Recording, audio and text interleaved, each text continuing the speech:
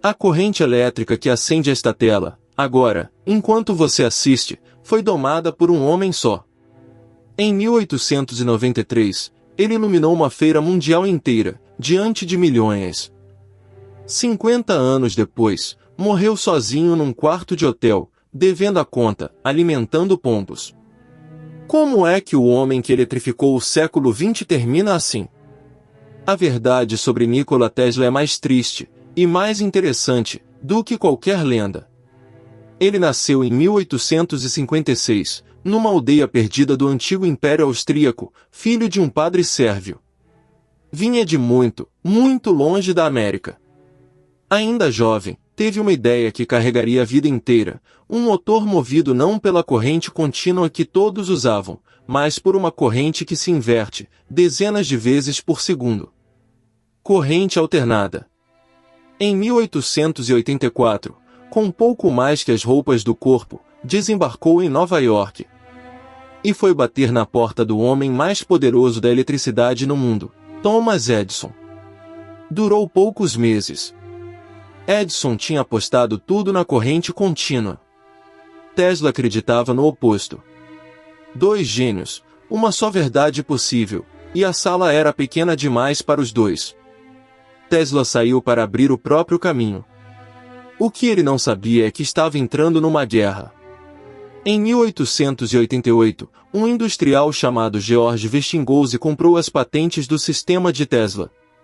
E o tabuleiro se armou, de um lado, Westinghouse e a corrente alternada. Do outro, o império de Edison e a corrente contínua. O prêmio era colossal, decidir como o planeta inteiro seria eletrificado. E foi uma guerra suja. Para convencer as pessoas de que a corrente alternada era mortal, o lado de Edison eletrocutou animais em praça pública, e ajudou a criar a cadeira elétrica, só para que a palavra morte grudasse na invenção de Tesla. Não adiantou. Em 1893, a corrente alternada acendeu a Feira Mundial de Chicago, um espetáculo de luz que o mundo nunca tinha visto. 2 anos depois, fez girar as turbinas das cataratas do Niágara. Estava decidido. A corrente que move o mundo até agora, a que está na parede atrás de você, é a dele. Tesla tinha vencido. Era célebre, disputado, genial. Estava no ponto mais alto da vida. E foi exatamente dali que ele começou a cair. Por que Tesla não queria mais só iluminar cidades? Ele sonhava transmitir energia e informação pelo ar, sem fios, de graça, para o mundo inteiro. Em 1901, convenceu o banqueiro mais temido de Nova York, John Pierpont Morgan, a financiar uma torre gigantesca em Long Island Wardenclyffe. A aposta final de toda a sua vida. Mas o futuro tem um preço, e quem paga a conta quer ver retorno.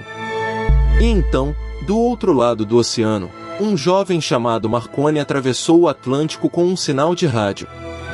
Primeiro. Mais barato. Mais simples. Num instante, o sonho de Tesla virou caro demais, e tarde demais. Morgan fechou a torneira.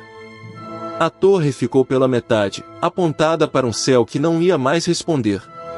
E aqui está a falha que derruba o gênio. Tesla enxergava décadas à frente, mas não sabia vender o amanhã para quem só pagava pelo hoje. Sonhava grande demais para fechar negócio. E quem sonha sozinho, costuma pagar sozinho. A partir daquela torre abandonada, foi só ladeira abaixo. A torre foi abandonada e, em 1917, demolida, vendida como sucata para cobrir dívidas. O monumento ao futuro virou ferro velho. E Tesla foi ficando para trás. O nome que estiver em todas as bocas nos anos 1890 foi sumindo dos jornais, devagar, como uma luz que baixa. Nos últimos anos, vivendo de favores em quartos de hotel, ele anunciou à imprensa um raio da morte, uma arma capaz de parar exércitos inteiros. Mas é honesto dizer, nunca existiu um protótipo que alguém visse funcionar. Era a promessa de um velho brilhante e endividado, tentando voltar a importar. Ele se afeiçoou aos pombos da cidade. Por uma pomba branca, dizia sentir algo que não sentia por nenhuma pessoa. Quem conta isso é o próprio Tesla, e talvez seja o detalhe mais humano de toda a história.